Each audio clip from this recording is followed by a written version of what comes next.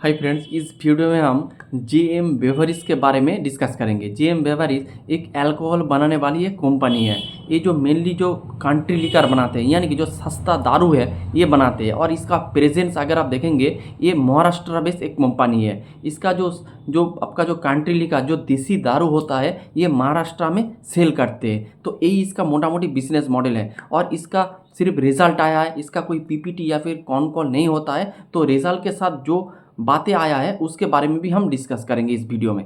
तो अगर आप इसका Q4 का रिजल्ट देखेंगे तो 24% ईयर ऑन ईयर बेसिस में, और FY26 के हिसाब से देखेंगे तो 19%। तो यानी कि ये मोटा मोटी 20% का ग्रोथ करने वाला एक कंपनी है। उसके साथ इसका पैट देखेंगे तो थोड़ा डाउन हुआ है। और इसका जो एबिटा अच्छे लेवल से ग्रो किया 82% से, और एबिटा मार्जिन भी इम्प्रूव हुआ है। तो ये मोटा मोटी इसका रिजल्ट है। लेकिन इसके जो 20% का ग्रोथ है, इसके पीछे का जो कहानी है ये हम इस वीडियो में डिस्कस करेंगे। तो इसका जो मैंने पहले बताया, ये एक महाराष्ट्र बेस्ड कंपनी है और ये सस्ता दारू बेचता है।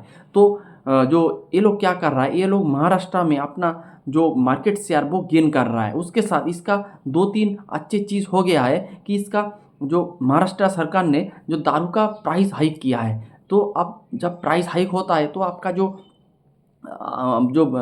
अच्छे दारू होता है जिसका प्राइस थोड़ा ज़्यादा होता है तो उसका प्राइस थोड़ा ज़्यादा बढ़ेगा। तो अगर जिसके पास पैसा कम होता है वो क्या करेंगे, वो जो अच्छे दारू का जो दाम बढ़ रहा है तो वो लोग उसको अफोर्ड नहीं कर पाएंगे। तो वो लोग क्या करेंगे, सस्ते दारू यानी कि जो देसी दारू में जो आपका कंट्री लिकर है उसमें ये लोग शिफ्ट कर जाएंगे। तो इससे क्या हो रहा है, इसका जो सेल्स बढ़ रहा है, ये एक बात है। फिर इन लोगों ने जो प्राइस हाइक हुआ था इसका भी इफेक्ट इसको अच्छे से आ रहा है। तो ये भी बात है। और उसके साथ जो अपना महाराष्ट्र में ये लोग अपना मार्केट शेयर कैप्चर कर रहा है। तो इन 3 रीज़न के वजह से आप देखेंगे इसका रेवेन्यू का ग्रोथ अच्छे लेवल से हो रहा है। लेकिन आपको एक बात समझना पड़ेगा, इसका जो ग्रोथ हो रहा है ये मेनली आपको प्राइस हाइक होने के वजह से हो रहा है। अगर आप इसका 20% का ग्रोथ देखेंगे तो इनमें से लगभग 70-80% जो ग्रोथ आ रहा है वो आ रहा है आपका वैल्यू ग्रोथ से, नॉट वॉल्यूम ग्रोथ से। अगर आप इसका रेवेन्यू ग्रोथ का जो टर्म देखेंगे वो 2 ग्रोथ के वजह से आते हैं। एक होता है आपका वॉल्यूम का ग्रोथ और दूसरा होता है वैल्यू ग्रोथ। और इस जेएम बेवरेज के साथ क्या हो रहा है,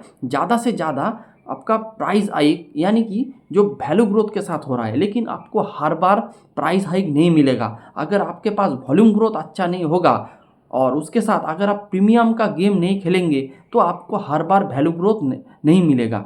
अगर आप प्रीमियम दारू बेचेंगे तो आप इजीली आपका जो प्राइस हाइक कर सकते हैं। लेकिन जो कंट्री लिकर बेचेंगे आप, जो उसका हर बार आप प्राइस हाइक नहीं कर पाएंगे। उसके साथ अगले क्वार्टर में इसका जो रॉ मटेरियल का प्राइस थोड़ा कम हो गया था। इसके भी वजह से इसका एक वैल्यू ग्रोथ आया था। तो इन सारे रीजन के वजह से इसका ग्रोथ आ रहा है। लेकिन मेरे को डाउट है अगले आने वाले फ्यूचर में इसका ग्रोथ के वजह से, क्योंकि हर साल आपका जो रॉ मटेरियल का प्राइस वो डाउन नहीं होगा, कभी कभी अप भी हो सकता है। उसके साथ जो जो एक महाराष्ट्र गवर्नमेंट के साथ ये प्ले करता है। तो महाराष्ट्र गवर्नमेंट अभी उसका प्राइस हाइक किया है, हर बार प्राइस हाइक नहीं करेगा।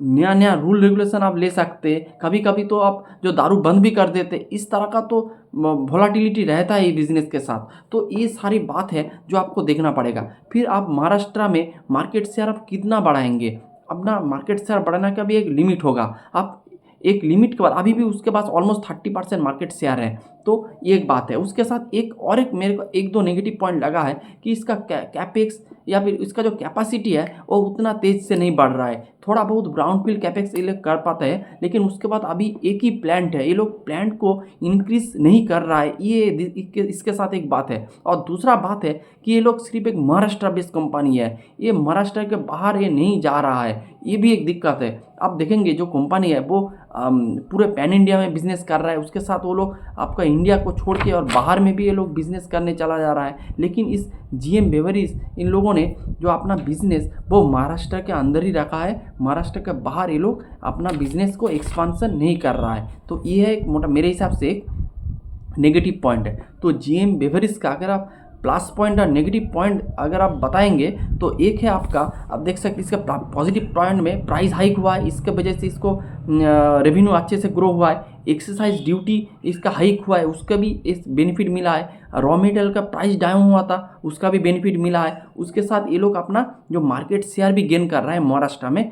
ये है आपका ग्रीन फ्लैग। और रेड फ्लैग में अगर आप कहेंगे तो इसका जो कैपेसिटी उतना तेज से नहीं बढ़ रहा है, और दूसरा जो है ये लोग अपना एक्सपांसन नहीं कर रहा है, यानी कि जो महाराष्ट्र के बाहर ये लोग अपना जो एक्सपांसन नहीं कर रहा है, ये हो गया आपका नेगेटिव पॉइंट। और आपको ये बिजनेस का जो अगर आप इसका वैल्यूएशन कैलकुलेट करेंगे तो मेरे हिसाब से सस्ता है, लेकिन आपका फ्यूचर का ग्रोथ मेरे हिसाब से मेरे को उतना पॉजिटिव नहीं लग रहा है। प्रेजेंट मोटा मोटी ठीक ठाक है, लेकिन आपका जो फ्यूचर का जो ग्रोथ है वो मेरे को इतना अच्छे नहीं लग रहा है। इसीलिए मैं इस बिज़नेस को बिलो एवरेज या फिर एवरेज कैटेगरी में इसको रखूँगा।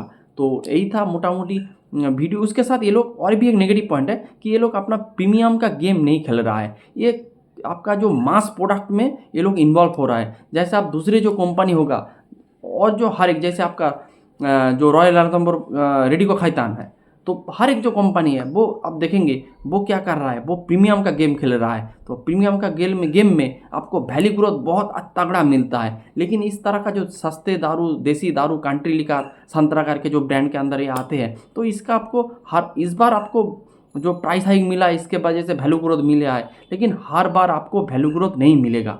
तो यही मोटा मोटी वीडियो था। Hope you like the video. Thanks for watching.